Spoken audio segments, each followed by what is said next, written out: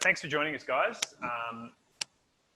on this Thursday morning for you. So we are going to talk about the wines of the Rhone. So who here knows a lot about the wines of the Rhone Valley? No? Fantastic. Well, that's potentially. We also, sorry, someone who I completely didn't introduce, who's not actually on the screen here, is Alistair Cooper. You want to say hi, Ali? Hey guys, I'm greeting you all the way from a very dreary, grey English morning. So sounds like France is better and Australia even better. So good to see you all, guys. There he is. And Florian as well, I forgot to introduce you. Florian is from Domaine Saint-Alexandre. So we've got a host of characters here to assist us to help you guys learn a little bit more about the wines of the Rhone. The first wine you're all drinking now, of course, is not from the Rhone. It's just a champagne to kind of get you in the mood for a wine tasting. So please enjoy. But we've got a lot of specialists here who can help us get to know the wines of the Rhone Valley. Now, one thing that you will immediately be very comfortable with, of course, is, as we know it, Shiraz. Syrah, as it's known in the Rhone Valley, is the dominant grape variety of the northern Rhone, which is where we're going to be starting our evening tonight. And so you'll find there'll be some similarities, but in all honesty, there are going to be more differences than there are similarities between Crozes-Hermitage and Barossa Valley. So I'd really encourage you guys to ask questions. We've got some online people joining us as well. I encourage you guys to ask Luke some questions, who can pass on the questions to me. And we will get started with our first bracket. So we're going to start right up in the north. Sorry, Mark, just before we jump in, I believe on slide number 2, if you can just go over there, to everyone who hasn't joined us for either an online tasting or a offline tasting, in-person tasting, we are actually running a bit of a text competition. So the idea is, as you can see there, text in with your name, your email, and your favourite wine of the evening. We'll be drawing it at the end of the night. And then you'll win the $50 credit for your next order. So it's a nice little prize there. Some fantastic wines to get through, so I'm sure that $50 can be well spent. Just a few housekeeping things for those coming in online. We're also on Facebook, so for any Facebook viewers, please don't hesitate to comment. Either myself or my great colleague Jane will put those questions to all of our experts this evening. And if you're watching via Zoom, please feel free to either unmute, or you can just use the comments box and put a question or a comment forward to any of the experts, and we can get that answered. But really excited. This is the first online-offline kind of experience that we're doing, and we're really hopeful everyone has a really enjoyable night. Yeah, thanks, mate. Okay, so we'll have the text number at the bottom of each of these slides as well. So if there is a wine that you absolutely adore, we'll make sure the details are there. So first of all, I just wanted to put up a map of France to give you a bit of orientation of where we're going. As you'll see, I mean, France is obviously kind of the grandfather of the vast majority of wine making in the world. A lot of the grape varieties, I mean, the grape Vitis vinifera is not native to Australia at all, so it all had to be introduced at some point. And the vast majority of the styles that we traditionally have made our own, Semillon, Shiraz, obviously, Grenache, Cabernet, all of them came originally from France. So I wanted to just take this first picture to show you the kind of the breadth and length of France. But then we go more specifically down into the Rhone Valley. Now, the Rhone Valley is, and Ali, you can pull me up on this if I'm wrong, the little voice in my ear. The Rhone Valley, I believe, is the most, it produces more bottles of wine than any region on the planet Earth. Is that right? Sadly, that's wrong. It's the Languedoc, actually. So, yeah, the Languedoc, a little bit further south, is the real powerhouse and factory of France. No, the Rhone is considerably smaller, actually. I think it's probably smaller than Bordeaux as well. Because Bordeaux is pretty Bordeaux prolific. would produce an absolute ridiculous amount as well. But what I wanted to point out with this image here, and we're going to taste through it, but there's a very, very, very significant split between what's called the Northern Rhone and the Southern Rhone. The Northern Rhone is that little orange section up the top there, which is around about 5% of production. And then the Southern Rhone is that whole section down by the water, which touches Provence in the very, very, very south. Now, there's a real split. Whilst they're all classified as the Rhone, there's a very, very, very significant split with what happens in the north and what happens in the south. So first, we're going to go to the north, and the first wine you've got there is from the very, very north here in Condrieu. In Hermitage. So I might actually ask Luke as well if we can probably pour the second wine so we can see it alongside. But I very much encourage you to stick with the white to start with. So this is one very specific grape variety. Now, Luke's taken over the screen here, and he's going to show us where we are, where these vineyards are. It's a very, very famous hillside called Hermitage. Those of you who might have heard the word hermitage before, has anyone heard that word before? It's what Grange used to be called, Grange Hermitage. And there's a very, very good reason for that. The wines that Grange was actually based on the wines from this hill. So obviously Shiraz Syrah dominant region, but there are a few little corners that grow one very little known but very, very delicious white grape, which is called Viognier. Anyone had a Viognier before? Yep, pretty much everyone. We're actually one of the bigger growers of Viognier in the world. That said, that's from a very, very small base. Interestingly enough, Viognier, I think it was in the 60s or the 70s, was almost extinct.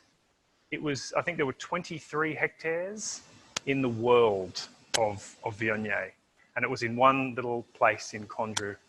And then, if you wouldn't mind, mate, thank you. And then it then someone kind of discovered it, and it became more popular, and it grew and grew and grew and grew. And now now you find it in America, you find it in California, you find it obviously in the Barossa. They've got a good following of it, and you find it in South Africa. There's some amazing Viogniers coming out of South Africa. But by and large, it's definitely back from the brink, let's say. So this wine comes from, as we said, it's from the hill of Hermitage. And Luke, if you wouldn't mind going to the next slide. So this is a photo. This is a photo taken by me, actually, of this specific vineyard. And I just wanted to show here. This is when I was with Florian, with your boss, Nicolas. He took us to the top of the hill of Hermitage, to the La Chapelle vineyard right at the top. And this is the town at the bottom there where the next wine that Luke is pouring, where they're based. But I just wanted to show this one here because you can literally see, at one point you're walking along the hill and I thought to myself, one wrong move here and I'm not getting back up again because it is just so steep. If you could go to the next picture, please, Luke. That's an image. And I was on the flat there, but I tell you what, it is just, and it's see in certain sections, it's actually cut into terraces. It's so steep that you couldn't actually plant something on it as the mountain is actually formed. You have to cut terraces into it so that people can actually work on it and the vines can actually stay in the ground and they get washed away. And this is part of the reason why this area is so famous and why it's so world-renowned, is because of this amazing hillside here. You'll see it's very high, very steep, obviously, as I've just said, but it is absolutely covered in vines.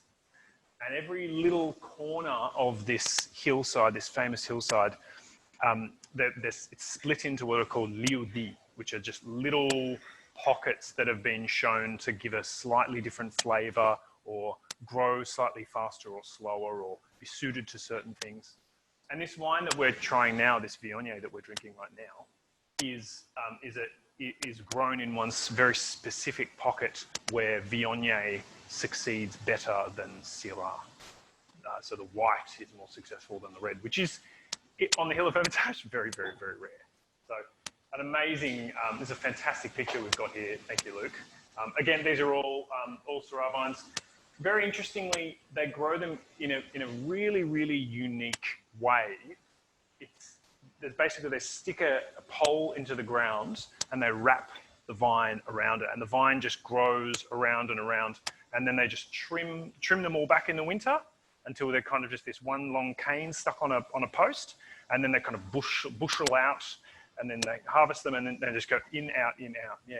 So it's but it works very, very efficiently on these rocky, steep hills where basically the only thing you can do is just get hammer a stake into the ground. So, but yeah, so this is the hill of Hermitage. So what do we think about that Viognier? They're very unique wines, incredibly unique wines. They're unlike anything, and they're very different to the Viogniers that we make as well. I'm just going to take the screen over here, and we're going to go to. So this is the wine here. I've put a couple of tasting notes on there just to see if you guys agree. Rich, creamy pear, walnut, hint of quinine. And then this is just a bit of a summary of kind of the colour, the flavours you would expect. The one that I really clearly get in Viognier, you always get a bit of mango in there. It's always that more tropical fruit. It's just got a riper style to it. Ali, your thoughts on Viognier? Yeah, I agree. Viognier is very often that sort of peachy apricotty character. This one, this grape, this is actually a Marsanne. This grape, actually, the wine that I think you're drinking is a Marsanne. Oh, really? If I know, that tends to be what you find on Hermitage. I don't know, Benoit, am I right there? Oh, it's Marsanne Roussanne. No, maybe this one is pure Marsanne. It's pure Marsanne. I've not done my research, have I? Shit, we've got that on our website as Viognier. It's okay. Viognier stronghold is up in Condria, a little bit further north, and here you tend to find. I don't know if there's any Viognier planted on Hermitage, but I think this is 100% Marsanne. The guys will know better. And Marsanne and Roussanne are definitely more on that nutty spectrum. They're similar grape varieties. The three of them, and they're a rich. They're three very rich, heavy wines, dare I say it. But and they all have a creaminess to it and a fruitiness. But I tend to find with Marsanne, it's got that nutty character. And that, as I say, I haven't got this wine, but that you might be finding that nutty creaminess in this wine as well. Beautiful, thanks, mate. So that's that's our one and only white. The one thing I will point out is that whites are definitely they play a role in the Rhone Valley, but reds are definitely the hero of this region. Absolutely. That's not saying that the whites are bad in any way. I've had some absolutely delicious Marsanne, Roussanne, Viognier blends and straight varietals as well. But it's just that they really are. I mean, we've tried selling them in the past here at United Cellars. It really is. It's a tough sell. You know, people tend to go for more Chardonnay, Riesling, Semsa Blanc. It's one of the few white blends actually from France. But yeah, beautiful wines, but just really, really hard to find. So we'll move next to our next wine. So, yep. Sure.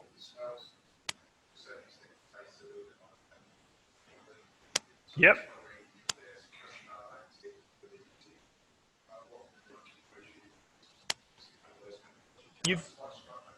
Absolutely, yeah. So you've touched on a really, really good point there, David. A lot of people think that because you've got I'll just go back to this map. Sorry, Mark. Just for the benefit of everyone watching online, could you just repeat David's question, please? Oh, sorry. Yeah, I've got to repeat the question online. No. It's into the lapel mic. So no. So David's just basically saying, could we do a quick run through of what the winemaking techniques are, because he considers it to be kind of closer to a more white Burgundy style, which I definitely would agree. So I'll touch on a point quickly, and then Ali, I'll throw to you for your opinion. But there's a lot of people who, you see here the Northern Rhone, distance-wise, it is quite obviously separated from the Southern Rhone. But also, I think there's a big cultural move away in the Northern Rhone from the south as well. The climate is obviously, it's a little bit cooler in the north, and there's contentious thing to say potentially, but it's more, I find there's often with certain producers, there's more of a connection between the Northern Rhone and Burgundy, despite the fact we're talking about different grape varieties in Pinot Noir and Syrah. But in the Northern Rhone, it's about finding that varietal purity. It's about the hillside slopes. It's, that kind of hand harvested. There's a lot of relationship to the church going back historically. Whereas in the Southern Rhone, it's about blends. It's flatter, it's drier, it's hotter. So there is definitely a lot of a connection between Northern Rhone and Burgundy. And I know there was a lot of trade historically, and there still is today, of course, there's a lot of trade between winemakers from Burgundy. Because if you look at the map, I'll just go back to the actual map of France. It's almost equidistant between the very northern tip of the Northern Rhone and into I mean, you look at how far down the rest of the Southern Rhone goes. There really isn't that much of a. I mean, there is Beaujolais. That's the very end of Beaujolais. That's probably hour drive. Obviously, if you avoid Lyon. But yeah, there's a lot of connection between. So, Ali, your thoughts on winemaking in this? Because David said he was getting a real struck match character, a kind of flinty mineral character. With the white Hermitage, yeah, as I say, I haven't got the wine in front of me, but knowing what they do there, I imagine the winemaking. It's very common, I think, with Marsanne, despite it being a grape that doesn't have a huge amount of acidity. So you have to harvest at the right time, but they still often go through malolactic fermentation. So I imagine this has gone through malo, which will increase that creamy character. It's very common as well. I should imagine this has had probably some new oak, but certainly some old oak as well. So perhaps that struck match character may be made in a sort of reductive fashion, which of course is something they do a lot in Burgundy as well. So by reductive, we mean protection from oxygen and often aging on the lees, which will give it that struck match character. So that's probably what you've got, but certainly I would expect some oak aging here. As I say, it's a beautiful grape variety, but it is tricky to get right because of if it's in a too hot a place, it will over ripen. So I think my guess would be there's been a fair bit of oak here and that malolactic character, which will give the creaminess. So does anyone know the most famous Marsanne producer we have here? You probably are not. Tarbilk, yeah. They have some vines planted in the 1820s, actually. It's there's some of the oldest Marsanne vines in the world now. It's quite incredible. So thank you for that, Ali. Now we might move on to the second wine. And for that, we're going to hand over to the team from Les Alexandrins, who will, I'm just going to mouse signs turn on, there we go. So Ali, you've got that wine, beautiful. Yeah. Yeah, are we going to the Saint Joseph now? Is that right? Yeah, we're going to go to Saint Joseph. Okay, great. This mouse is driving. Hey Mark, whilst you're doing that, I'm going to take the screen away from you, and we'll hover over to Saint Joseph. So for the benefit of everybody watching, they get an idea about where it is in terms of the appellations. And we might hand over to Benoit, who can talk a little bit about this Saint Joseph. So just a few words to introduce the domain. It was co-founded by Nicolas Jaboulet, Alexandre Cazot, and Guillaume Sorel. We're based in Pannell-l'Hermitage. Saint-Joseph, so it's Ardèche. It is right bank of the Rhone. So it slopes on decomposition of granite, because Ardèche is the beginning of Massif Central. It's a volcanic area. So all Saint-Joseph, it's granite.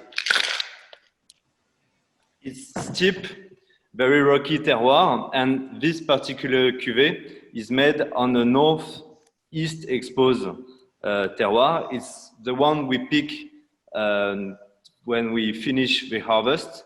especially in 16. 16 was fresh, late vintage. So on a terroir with a strong acidity and a vintage with also a very, very strong acidity. So as you can probably feel it, the nose must be a bit mineral. It's still a bit smoky. Yeah, I get that kind of flinty mineral character in it. Yeah. Always, always. It's a Saint Joseph that needs time. Well, Saint Joseph always needs time, but 4 years, it's a minimum to start drinking it. In terms of vinification, it's very common. We make 3 weeks of maceration. It's indigenous yeast. No whole bunch on this terroir because we already have a high acidity, and especially in 16. So 3 weeks of maceration, we control the temperature, we keep it at 27, 28 Celsius degrees after fermentation. So it's more infusion than extraction. We don't want a powerful Saint Joseph. We want to keep it elegant and fresh. And then we age it during 12 months in barrel, but no new oak. Yeah. So, thoughts? I mean, compare this to your McLaren Vale or Barossa Shiraz. You know, this is, whereas we would usually get in Australia, we get that abundance of fruit, you know, that real ripe fruit character. This is more, and thank you, Benoit, for showing us that soil profile there. You do get almost like a smoky, stony, granitic note in this wine. It's quite profound, yeah. Yeah, nowhere near as kind of punchy and powerful, but obviously same grape variety, same Shiraz Syrah. That's lovely. Mark, can I just ask Benoit a question? Yeah, of course. Tell me. This is tasting beautiful. I'm a huge fan of Syrah on granite, and I think, you know, we've all touched on it, that lovely sort of minerality and that sort of crunch and bite that you get from granite. But you mentioned that whole bunches. So for everyone there, whole bunch fermentation is where you essentially, as it sounds, you throw the whole bunches in rather than de-stemming them, and that's something that is done a lot with Syrah. So you mentioned that this doesn't have whole bunches, but does that mean that sometimes you will use whole bunches with your Saint Joseph, and it depends on the year and the climate of that particular vintage? Exactly. 16, it was the last fresh vintage we had in 4 years. So already high acidity, so we didn't need it. But for example, in 18, we had 20-30% of whole bunch to bring just a small piece of structure, more structure, and you have something that more complex than the fruit. When you have the whole bunch, you bring a very, very elegant and very complex notes. It brings some structure at the beginning, but with time, it completely integrates the wine and bring a fantastic intensity to the wine. Yeah, in Syrah. That's lovely. Thank you very much. I think it's amazing. I don't know if you guys agree in the office and everyone tasting that how this wine is already opening up in the glass. I've just poured it, and just with a little bit of air, it's really beginning to express itself. It's a gorgeous wine. Thank you. And you can age it during 5-10 years. Yeah, it's just beginning. Yeah, very, very nice. Thank you. And we are in Tournon, which is the south of Saint Joseph. Saint Joseph is 60 kilometers from north to south. So you have different Saint Joseph. It's not one homogeneous appellation, but it's south, but northeast exposed. So that's why we have a particularly interesting balance on this parcel. It's kind of single parcel terroir. Vineyard, yeah. And that's a cradle. Benoit, I'm just putting up the image here of Perfect. to show you exactly what Benoit means there. It really is. It's just a very, very long, thin region, Saint Joseph, and you compare that to kind of Côte-Rôtie in Condrieu, but you know, Hermitage, that one kind of hillside.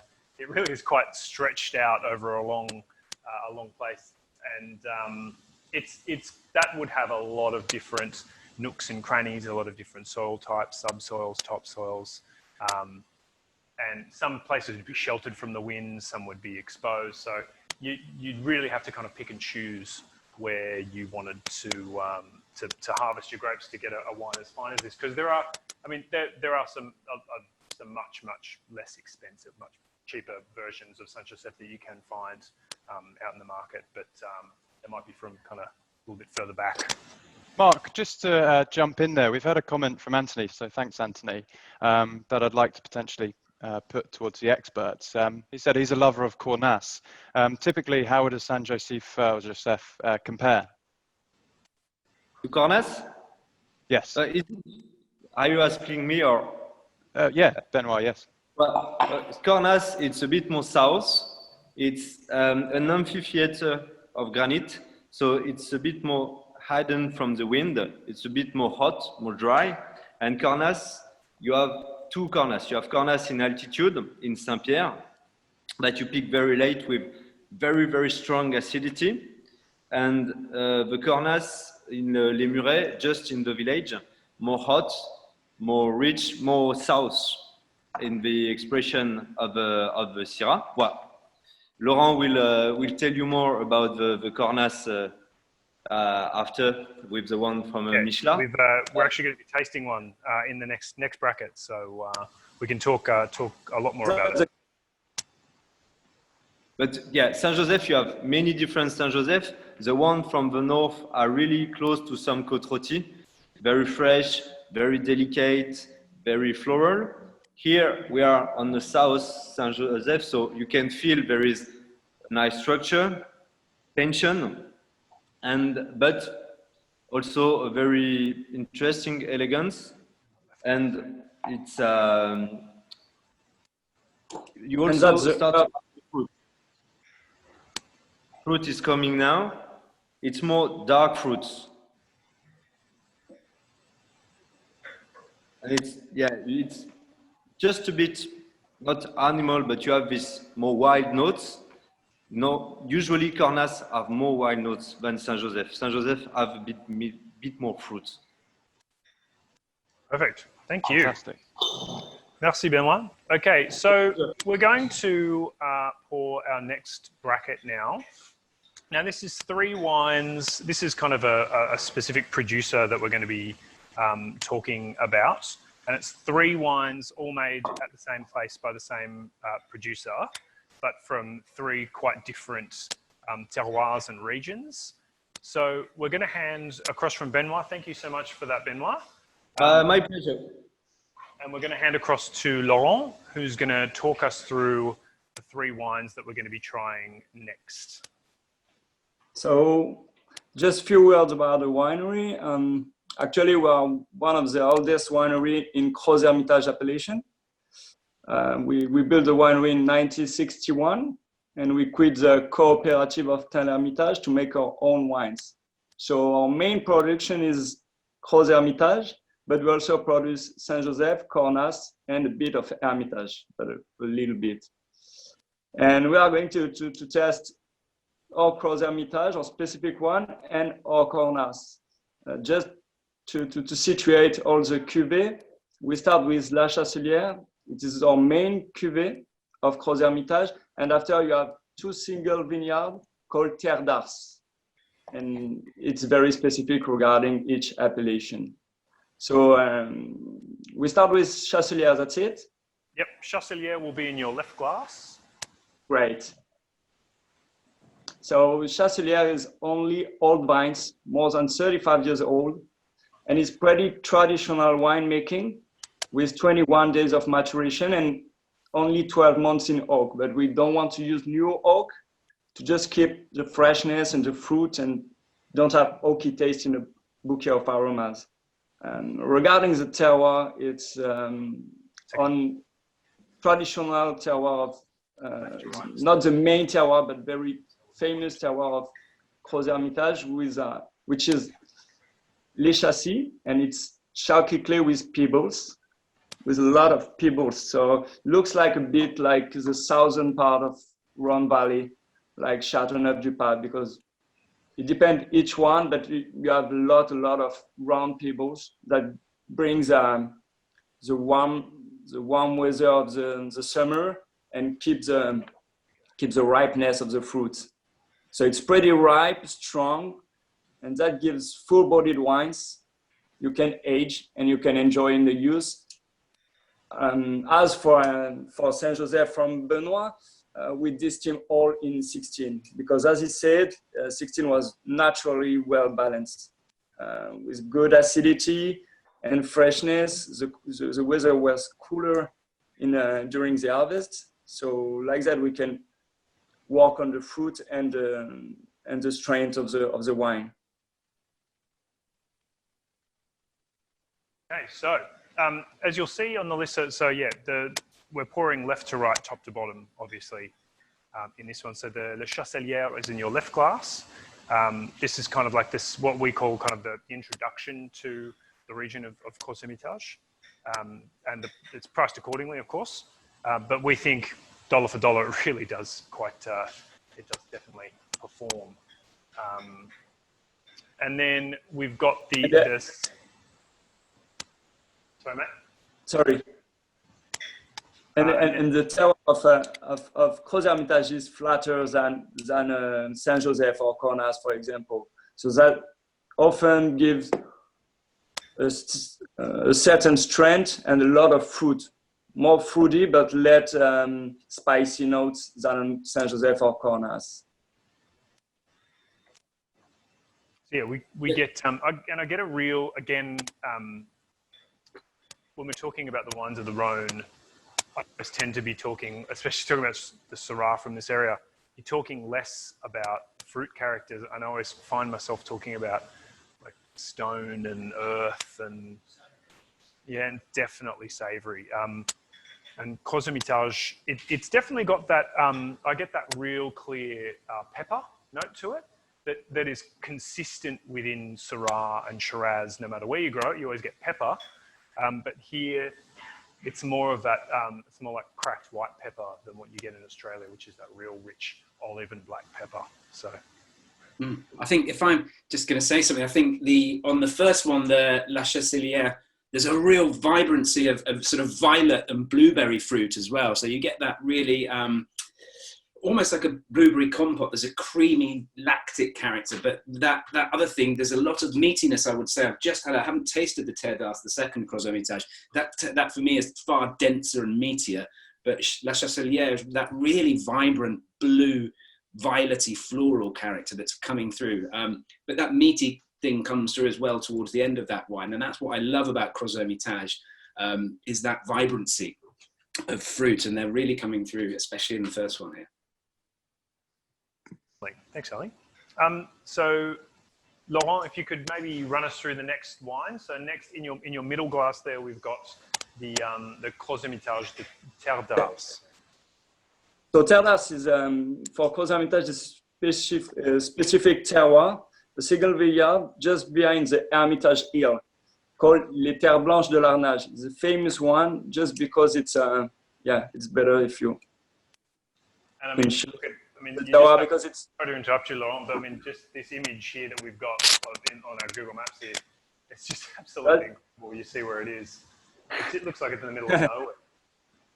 As you can see, the white chalk that makes this terroir so specific. So it's pretty steep slopes on the hill at 320 meters of altitude. So we get the freshness, but also the strength thanks to this specific terroir. It's more powerful Syrah with a lot of tannins, but we make a different winemaking to make this tannin velvety and silky. So all the winemaking is made in barrels, and we have barrels and wheels. Like that, we can extract a lot by rolling the barrels. And after, we just keep this juice during 18 months in the same barrels. So that gives powerful Syrah, but with silky and elegant tannin, and we can work with the wood on this kind of roof terroir. I mean, well, could you actually, that's a really interesting point that you made there, because I remember when, you'll probably remember as well, Mark, I'm sure you will, and Anthony, when we went into the cellars there, seeing this system of having the grapes there. Could you explain to everyone a little bit more about that that system of having the berries in the barrel? Yeah, sure. Actually, it's pretty simple. It's look like if you have a skateboard, but not in the right way. So we just have wheels, and we put our barrels on these wheels. We put directly the grape in, and after we roll the barrels to make the extraction. So basically, like, if I can, I might try and add my 2 cents here. So basically, they put there's a set of parallel runners, and just with small, they look like rollerblade or skateboard wheels, and they put the barrels onto this specifically designed parallel rollers, and then they like push the barrels and they spin the barrels. And sorry, so please continue. What does that, why would you do that? It's such a, we saw them, Ali and I saw them, and we're just like, what are they doing to those barrels? Yeah, it's very cool. Yeah, it's cool when you have just a few volumes, because it needs to roll the barrels 6 times a day.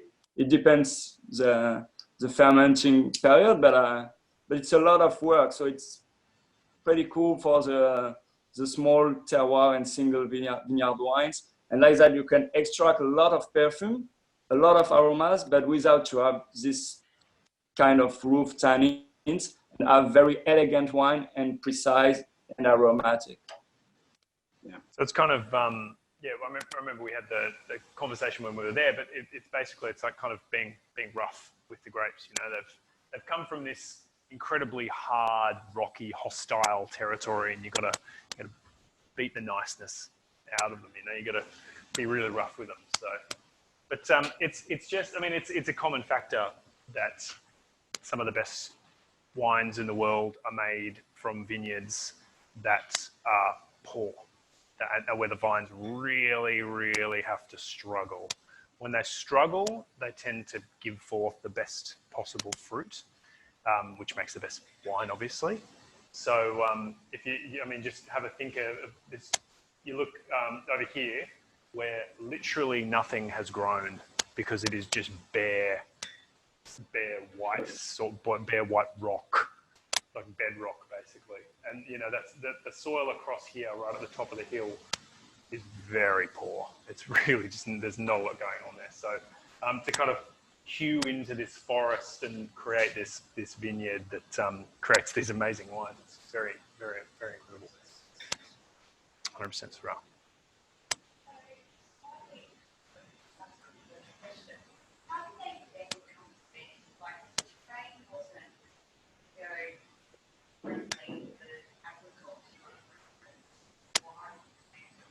So a customer here has asked a very, very interesting question.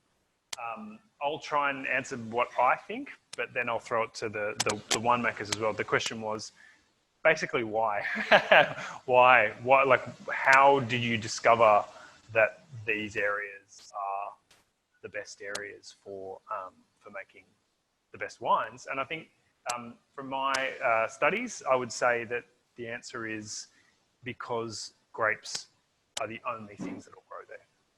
So traditionally, going back many, many hundreds of years now, thousands of years even, when you're talking about subsistence living where you grow everything you eat, on the fertile plains was where you would grow fruit and grain, because then it was more of a guarantee that it would grow there, and that's what you need to make your bread and to eat every day.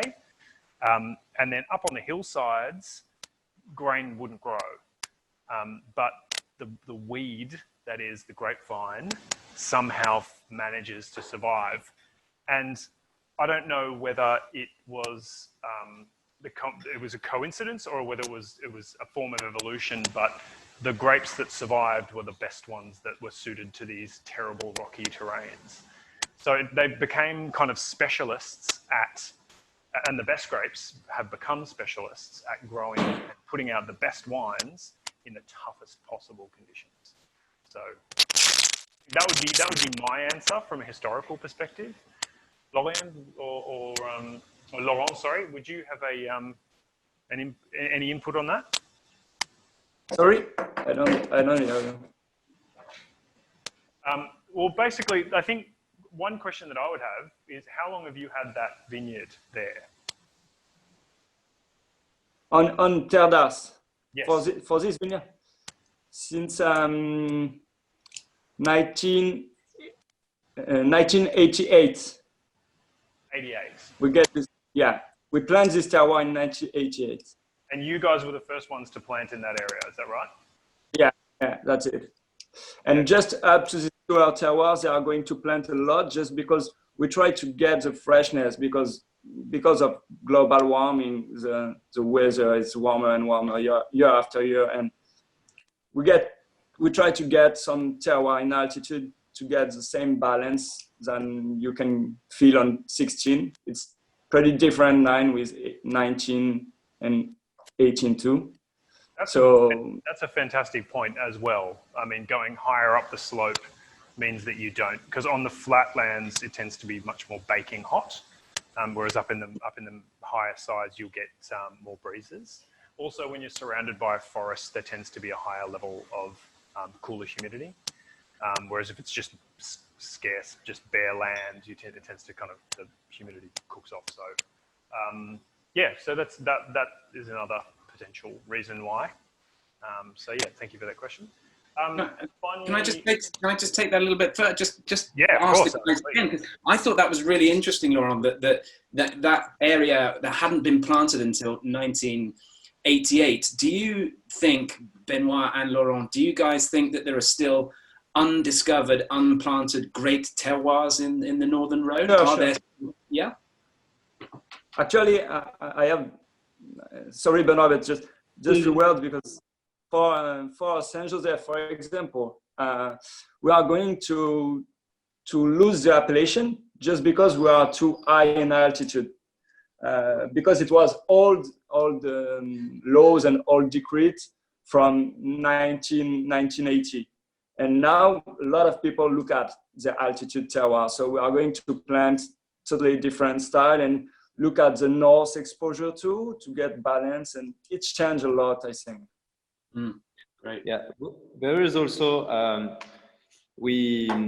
thinking about Brezem. Brezem, it's not a real appellation, but it's part of the Northern Rhone. It's a Côte du Rhône lieu dit Brezem, where it is limestone.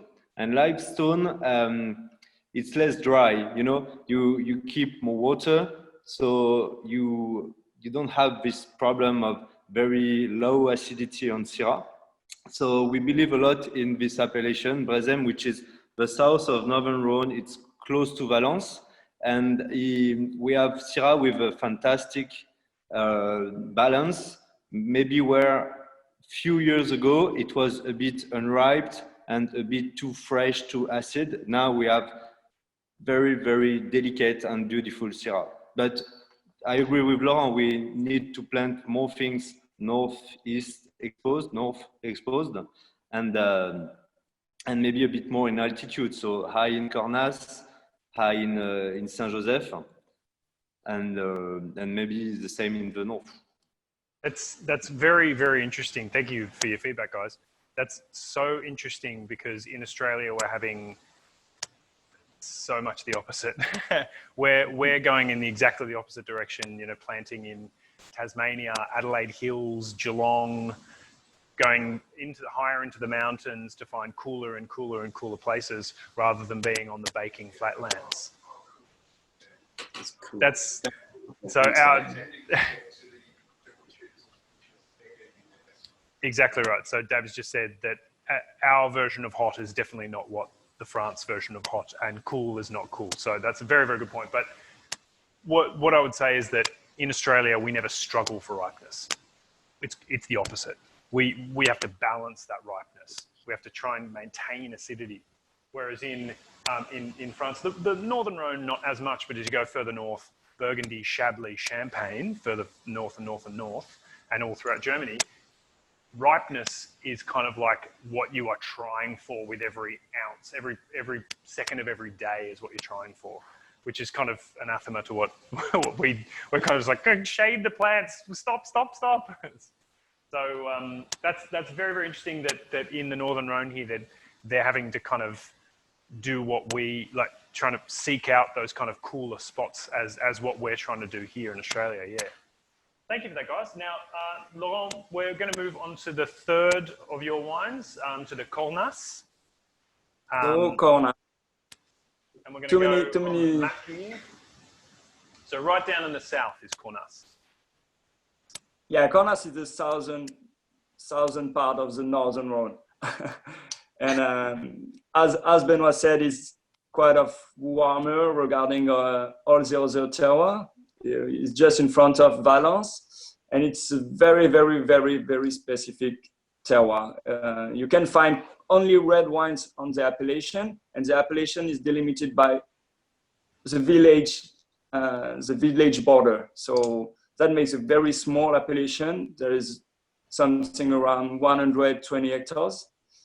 And we have a specific terroir called Les Côtes on the steepest slopes of Cornas. So it's around 40-45 degrees of steepness. It's very, very, very steep terraces.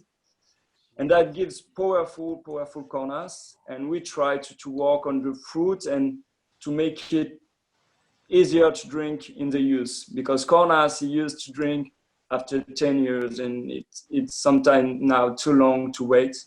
The luck you have is 2016, and so the balance is easier, and you can enjoy this kind of Cornas. But Terdas is a specific selection of our old vines on this terroir, and it's vines more than 50 years old. So that gives a little fruit, a little grapes of Syrah, but so powerful. I'll just point out the switchback route here to get up to the top of the hill. There's no straight lines going up the hill here. You'd fall over backwards. It's incredible. Yeah. Lauren, can I ask you a question? I think, as you say, Cornas has been famous for making these very big, powerful wines that need a long time to age. And you said now you're moving towards a style here where they drink earlier. How are you doing that? Is it less maceration? Are you picking earlier, or what are the techniques to make Cornas a wine that can be more approachable in its youth? So we are pretty lucky for one thing in Cornas, because even if the wine is full-bodied, very strong, you always have a lot of minerality in it, just thanks to the granite and mica schist. That gives the vine is approximately in hydric stress approximately all the year, but that creates its own minerality, and that allows us to work on the fruit and to extract this minerality to get the balance. So we use the same techniques than for the Gros Hermitage Terda. So we put the grape on the barrels, and we make all the winemaking in barrels. Like that, we can have softer tannin, smoother, and a lot of fruit, a lot of aromas, and this kind of wild aromas of terroir of Cornas. Yeah, you can really get that minerality. You're right. There's a real distinct minerality with this. And as you say, this is I know this is, Cornas this is what, 4 years old, but it's drinking. It's just beginning to really drink as well, isn't it? Just beginning to. I mean, I compare this to when we tried this when we were in France last year, and it's just opening up so much. It's actually incredibly pretty, which I don't think you'd say too often about Cornas. Cornas is all about structure and power and body and depth, whereas this has got a beautiful florality and kind of like floral. But it's changing a lot regarding the winemaking. All producers try to pay attention to don't make a too heavy, too strong, and too tannic Cornas, because a lot of people drink the wine during the first decade. So we try to find the right balance between strength and the fruit and the aromas and the enjoyability of the Cornas. Yeah. I mean, that all being said, when you taste it, those tannins are still there. Oh man, they're still there. This is still a very young wine. Yeah, but it's Kaunas. We can make a very easy drinking wine too. But yeah, Laurent, I can see a nice, in the corner of the view there, a nice bench. I'm hoping that you got to try a couple whilst you're sat enjoying the view. It's a beautiful place to enjoy a wine. Yeah, it's true. And you can understand Kaunas when you enjoy your Kaunas on the terroir of Kaunas, because you can see the ripeness and the strength of this wine and this wild terroir and these wild aromas. But you are down here, and you can see the steepness of the slopes from where that terracing that they've had to institute to make sure that the vines can actually stay in the ground. Yeah, that's an interesting point, isn't it, guys, that we haven't mentioned, is that on the steep hills, and because it's so windy in the northern Rhone from the Mistral, you have to plant with plant the vines on stakes, don't you?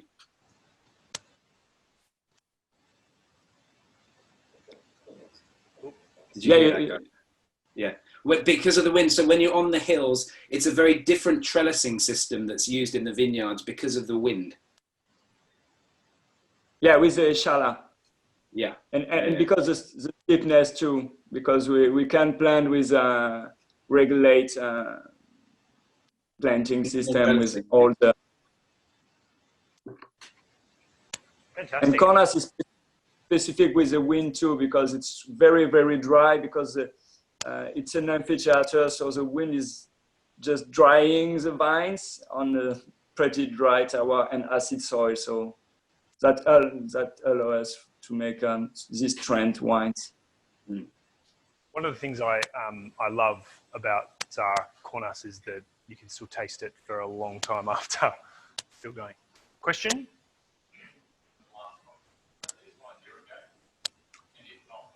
So the question was, are these wines irrigated? Absolutely not. It's completely illegal. So would you guys have, Benoit or Laurent, would you know off the top of your head the rainfall, annual rainfall? Sorry. Here? Sorry, the rainfall, how much rain you would get in a year? It's a bit. I don't know actually, but less and less. Hein? Vas-y, Laurent. I don't know actually how many millimeters, but it's less and less. And in Kaunas, it's 1,000 parts. So I don't have the right number, but it's very, very dry and drier year after year. Yeah, I guess around 700. I don't know. Incredibly dry, yeah, and it is set in legislation that it is completely illegal to irrigate throughout Sure. almost all of the vineyards in France. So the grapes are absolutely minuscule. They are. So the question was asked that how big the grapes are, and from memory they're absolutely tiny, aren't they? There is a huge stress on granite, and a big difference in temperature between night and days. So you have very small berries, but it's not concentration. You have ripeness, but very large skin. That's why Kaunas always have this strong structure and huge character.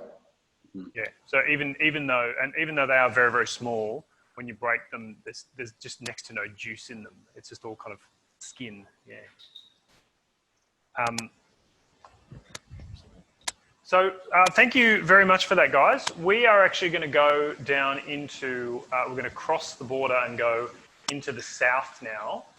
So Benoit and Laurent, you've definitely displayed your knowledge of your marvelous wines very, very well. You're more than welcome to stick around if you want, but you are okay to leave us if you do have something to do. But thank you very, very, very much for all of your information tonight. It's been absolutely fantastic. Yeah, so thank you. Yes. Big round of applause for these guys. Very much. Have a nice day. Thanks. Thank you very much. Have a great morning. Yes. Bye-bye. Take care. Bye. Thanks, guys.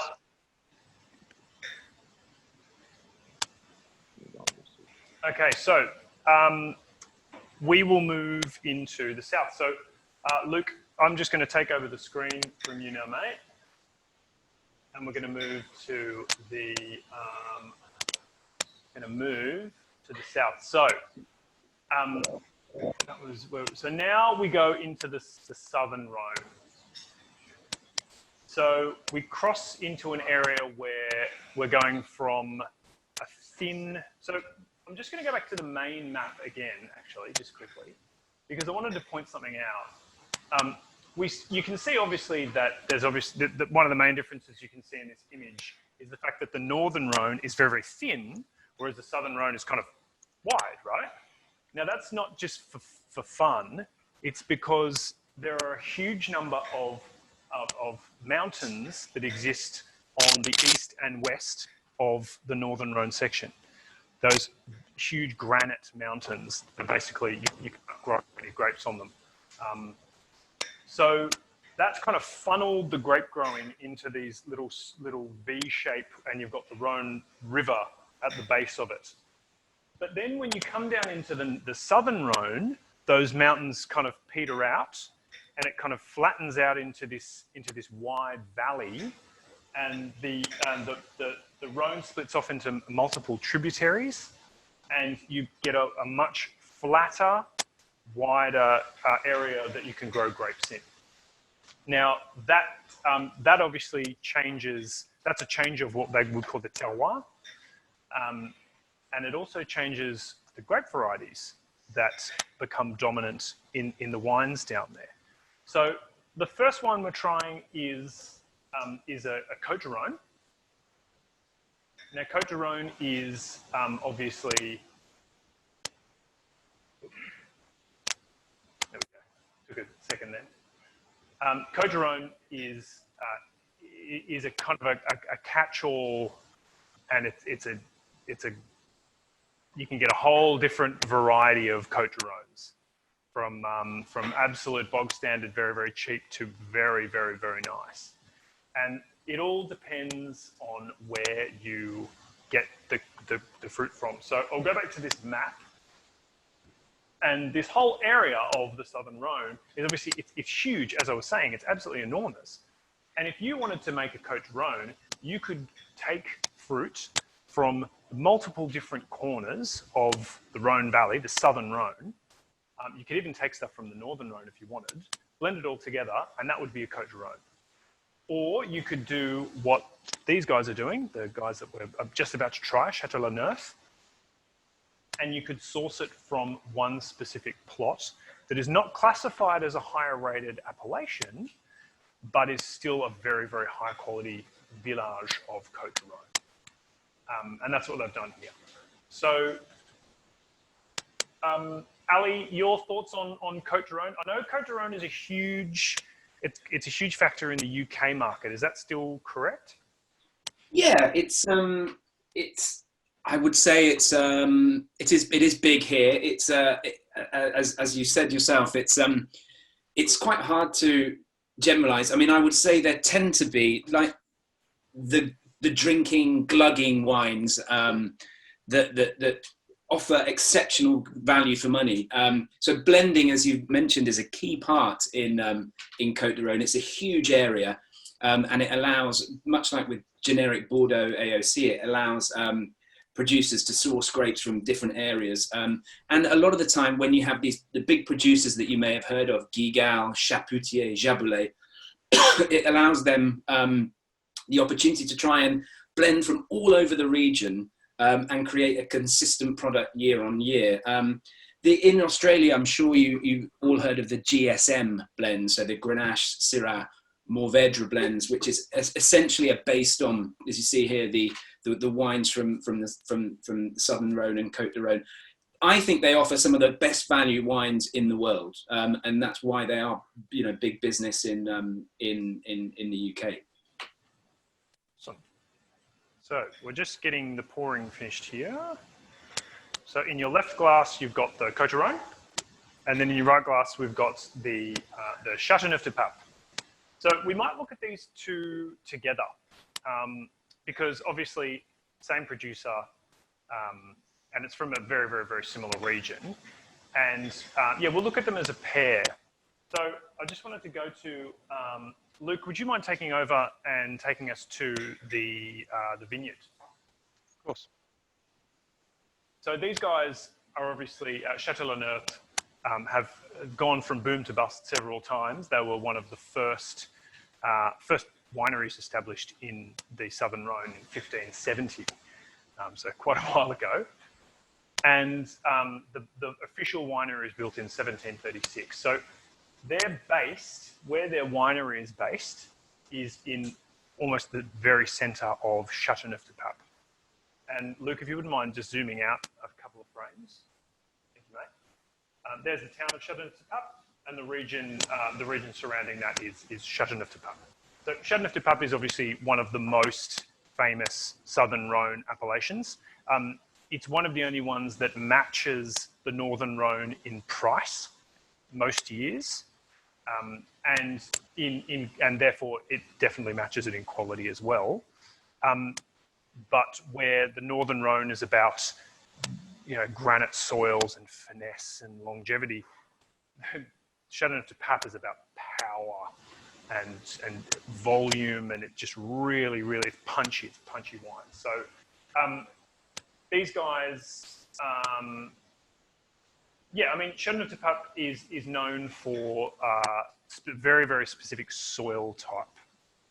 And that plays a role in both of the wines that we're trying here tonight. So if we can't really show you in this because we can't get right up close to the soil, I wish we could, but there's a specific type of soil, they're called galettes, right? Oh, here we go, look at this. Anyone would have thought we'd organised it. Ask and you shall receive, good one, mate. So the soil is, we think about the soil in the Northern Rhone, and I showed you the image of the hill of Hermitage. And it is very rocky and grenache, right? Here it is just as rocky, but it's slightly different. Remember when I mentioned that the Rhone River spreads out as it goes down into the Southern Rhone, and many tributaries come off. At one point in centuries past, I believe there was a glacial melt that carved out the central Rhone Valley, and it created this large flat plate at the base of the Southern Rhone, and what it left were these rounded stones. They're like river stones. If you go into a riverbed, you see these perfectly rounded stones. That's basically what the topsoil of Châteauneuf-du-Pape is. It's old river stones, ancient river stones. Now, of course, river stones are completely useless for vines. The vine's not going to be able to grow in these, it's not going to get any nutrients from them. It's not soil, it's rock. But they sit as a top layer over the top of these, of the soil, and the vines have to kind of dig through these thick galettes, they're called, or roules, and they've got to go deep under, and they've got to find water underneath, the water course underneath all of this. Now, of course, as I mentioned before, when a vine struggles, it usually tends to make better wines. And these guys struggle. These guys really, really struggle.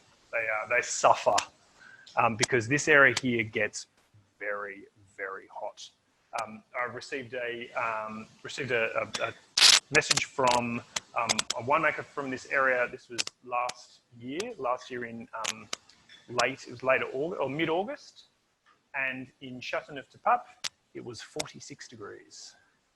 And where we see 46 degrees in Australia, and we're like, that's hot.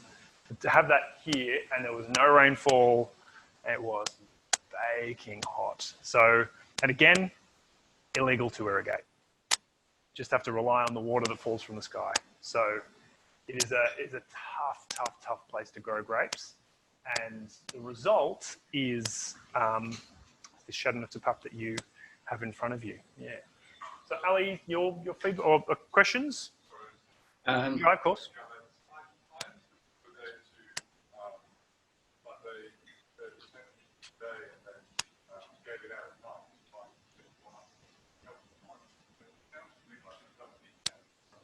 See,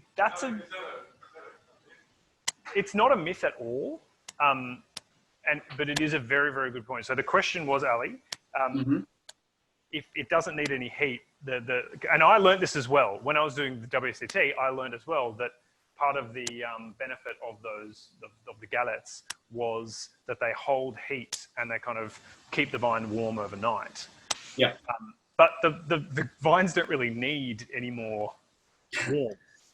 No, they don't. So I think it's more, that is a point, that definitely is a point, and that does play a role in the wine. Whether the vines need it or not, probably not, but it's a great story, absolutely. But I think it goes to show, or it expresses itself in the incredibly high alcohol of the wine. A lot of these grapes, a lot of these wines are usually 15. So I think the Cassin is 14 and a half. 14 and a half, and I think this is 15 from what I can smell. No, sorry, 14 and a half. 14 and a half. It's, yeah. But they're pretty strong. So, and it is actually completely normal. It's one of the only places in France, apart from, making a fortified wine, where it's normal to be 15% in a wine. These really, and these guys they carved out a niche for themselves and made themselves famous for being those unashamedly big, bold wines. So Ali, your thoughts on Châteauneuf? I mean, yeah, broad sense, really. I think the point that was made actually about the stones is absolutely right. They do have an effect. They do heat up during the day and they do radiate heat to the vines at night. And of course, no, do they need it? No, they probably don't, because as you say, it's one of the warmest places for producing wines in France. So, but it does add to that sort of baked character to the wines. Add into that the fact that, the main grape that's grown down here, there's 18 different grape varieties that are allowed in the production of Châteauneuf du Pape. I don't know all 18 of them, if I'm honest, and I'd be surprised if many people do. I've prepared something for that as well. So have you? Okay. Put the question on the bottom there. It's 19, is it? Can you guess the grape varieties in this blend? Because there are 18. Not all on the next page. I've got the vast majority of them. Not all 18 of them, because the vast majority of the 18 are almost extinct. There's a number of them that are almost extinct that I can't even pronounce. No. But what do we think? So Ali mentioned the first top three. The GSM blend, Grenache, Shiraz, Mourvèdre. Yeah. Beaujolais, yep. Picpoul de Pinet, Terret Noir, Cinsault, gone well. Yeah. Counoise. Marsanne is allowed, yes. As is its friend, Roussanne. Petite, I think there's a petite something in there. There's Terret Noir is another one. Terret Noir, Counoise, Beaujolais. What are the other ones? Grenache Blanc. Is Grenache Blanc? Yes, Grenache Blanc, yeah. Yeah, so Cinsault does sneak in as the kind of fourth most important grape variety in this. Counoise, Muscardine, Baccarès, Terret Noir, Claret, Grenache Blanc. So it's but the truth is more and more it's Grenache as the most dominant. But interestingly enough, when Ali and I had the great opportunity to stay, we didn't stay in Châteauneuf du Pape, we stayed just next door. We stayed in Rastor.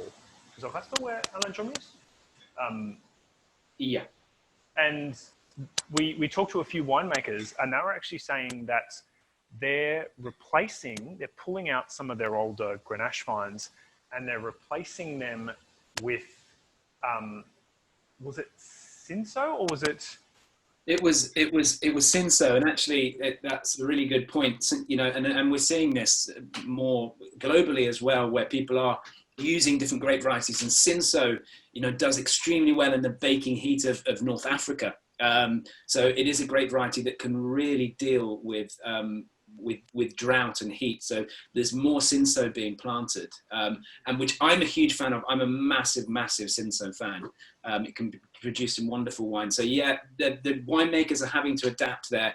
As Laurent and Benoit were saying earlier in the northern Rhone, that they're looking for altitude to mitigate climate change down here. They're looking at alternate grape varieties because Grenache is powerful. Throw in those stones and throw in global warming and the 46-degree temperatures, you know, they're getting to 16 degrees, and Cinsault can produce a wine that's slightly lower alcohol. So yeah, there's more of that happening. Yeah, and one of the very important points I'll point out, and something that I actually notice a lot in this Châteauneuf-du-Pape is there is still freshness to it. There is still a line of acidity that is really quite pronounced. And Grenache, when it is in a very, very hot climate, drops its acidity really, really, really fast. Whereas Cinsault retains acidity even in baking temperatures. So I found that incredibly interesting that a lot of winemakers were kind of saying goodbye to Grenache because it just wasn't suitable, or it was quickly becoming clear to them that its suitability was getting to the end of its life. So it's gonna be interesting.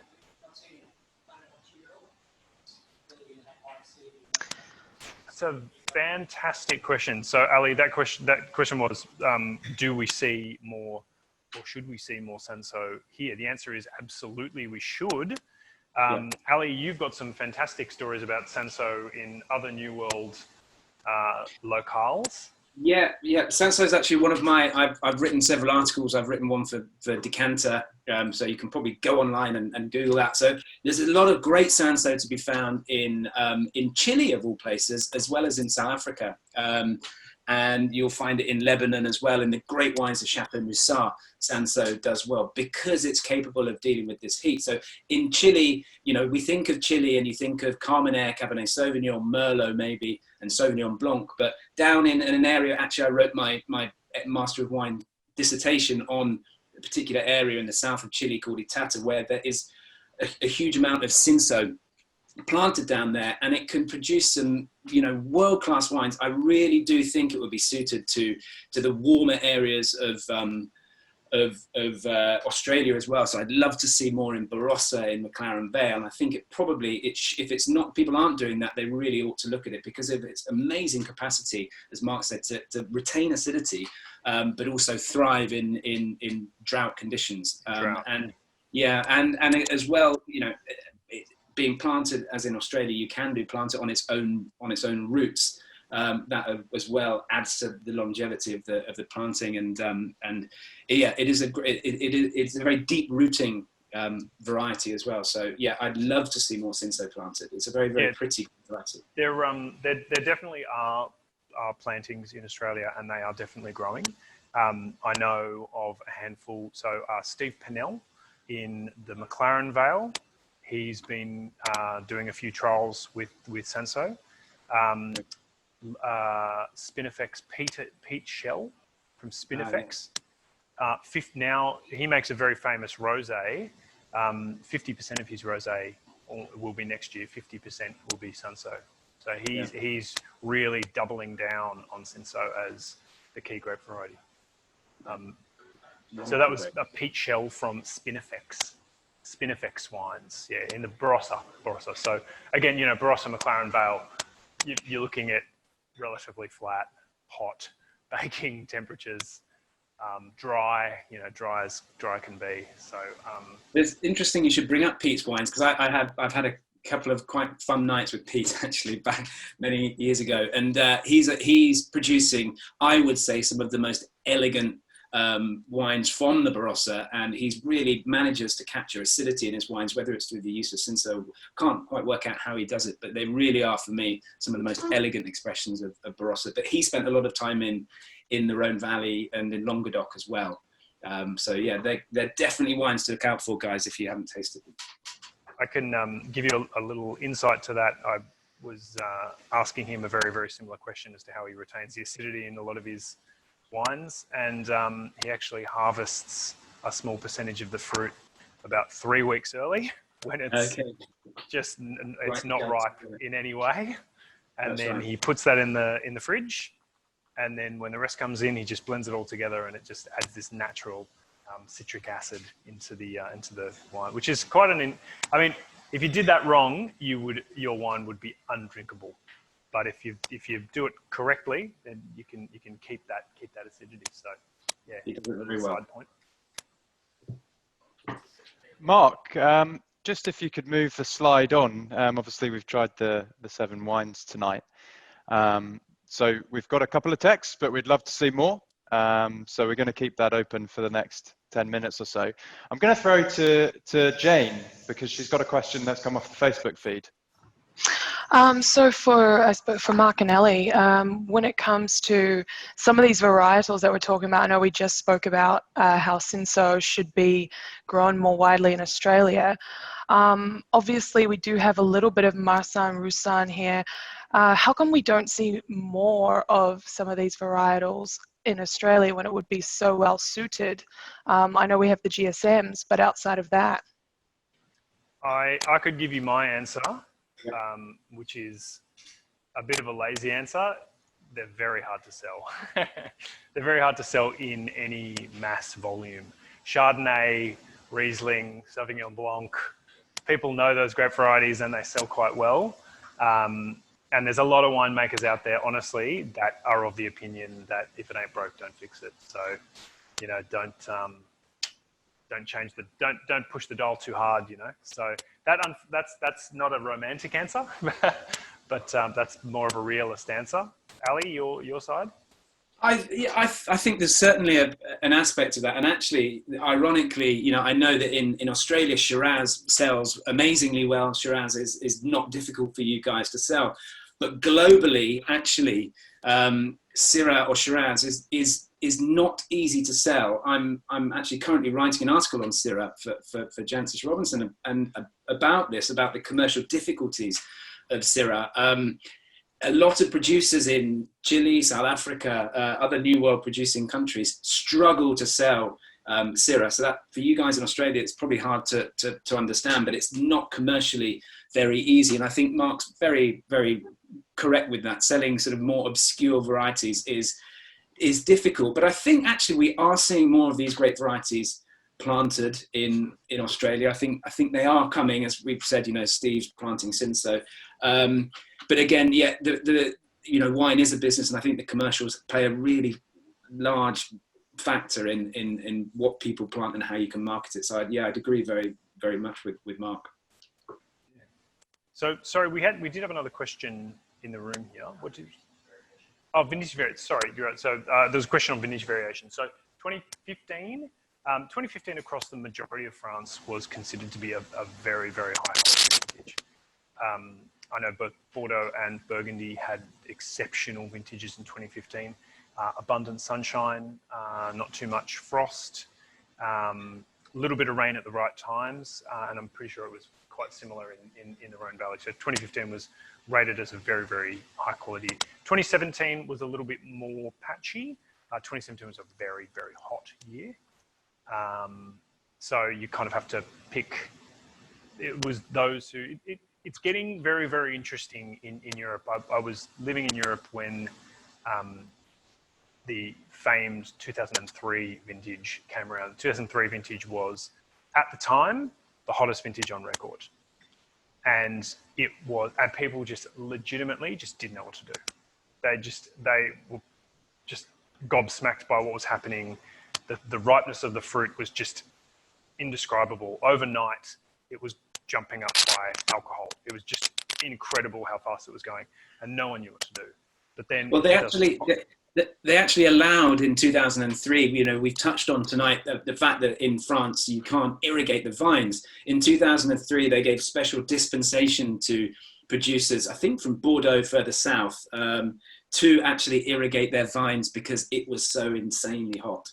Which is just such a crazy move to allow people to do it, because vines were literally just dying in the fields. But then they had some follow-up vintages that were warm, not quite as warm, but 05 was pretty warm, but then 09 got very warm. And you could see that the ones who did well were the ones that paid attention and saw that this was becoming more of a common theme. and they paid attention as to what worked in hotter vintages, and they've just gotten better and better at dealing with them because they've understood that this is just becoming normal, becoming the new normal. So, yeah. So, but yeah, does that? Yes, definitely. Yeah, yeah. I think it's all like 15 was definitely a warmer year. As I said, it was sunny, but it's all about rainfall at the right time.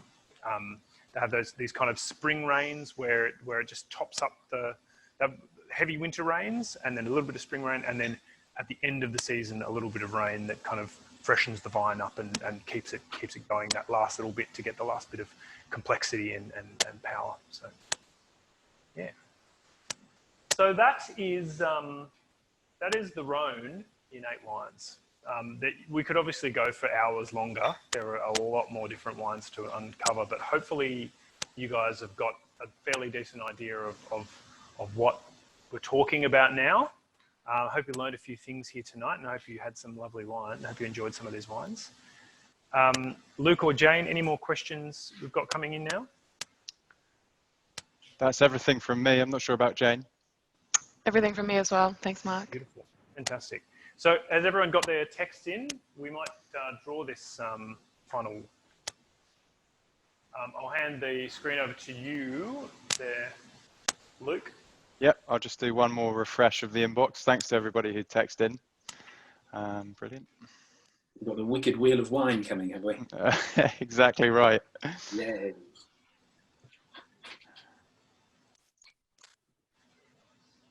I hope everyone can see that. Put on the wheel. There we go. Spin the wheel.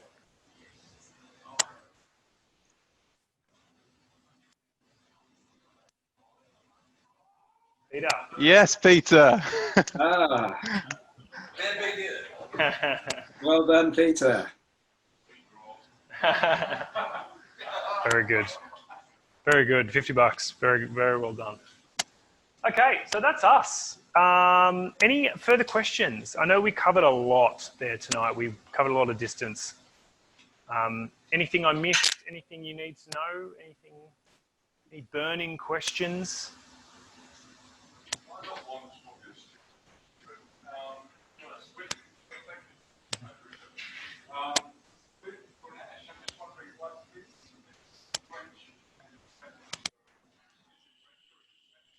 That's a very, very good question. Ali, maybe you could help a bit more with the...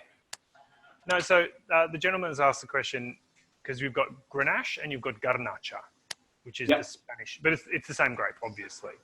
Yep. So do you know where it actually came from, Grenache?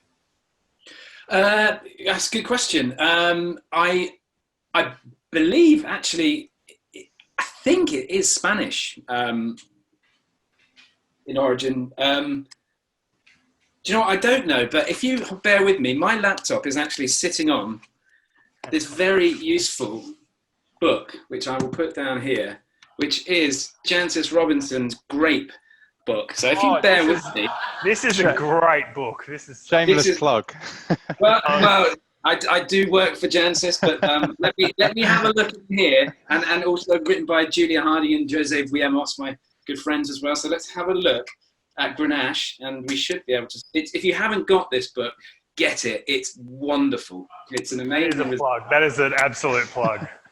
Jancis would and love it. It's our Bible, exactly.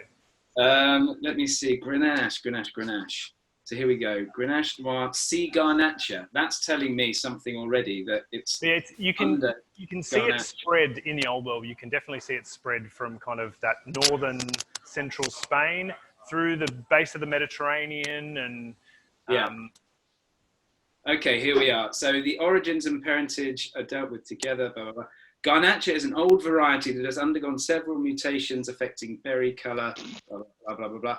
Outside Spain, it has long been commonly assumed that Garnacha is Spanish in origin, most probably from Aragon. However, its Spanish origin has recently been challenged by Italian researchers, claiming that Garnacha comes from the Italian island of Sardinia, where it is known as Cannonau, of course. Originally from Sardinia.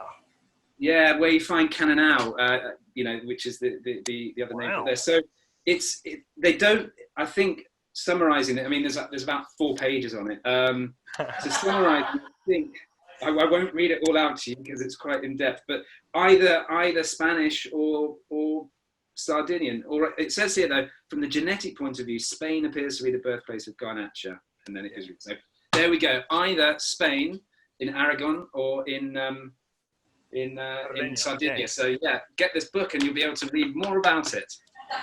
More to come. I ought to be on commission from Jancis. Thank you, Ali. Thank you.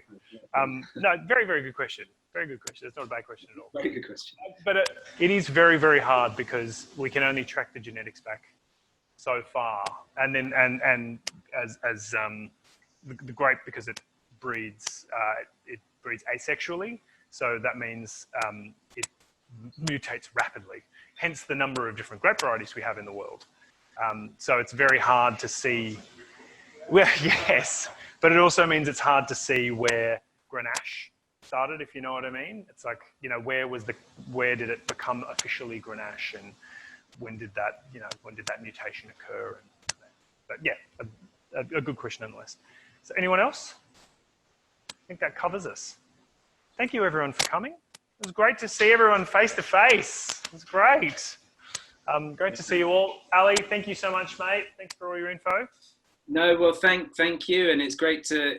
You know, we're so lucky now with all this technology that I can join you guys. It's great to have the winemakers from France as well, and I wish I could be there in person as well. And I'm hoping that in October, when I'm due to come over, I will be allowed to travel, and we can do. We've got some events that hopefully we can do, and I can see you guys face to face. But yeah, thanks, and yeah, great to join you all, and some great questions there as well. Yeah, hopefully a South American one. Yeah, exactly right. Let's definitely do a South American one. I'm all up for that. Definitely. I can bring some wine in my bag. All right. Thanks, guys. Thanks for coming. See you next time.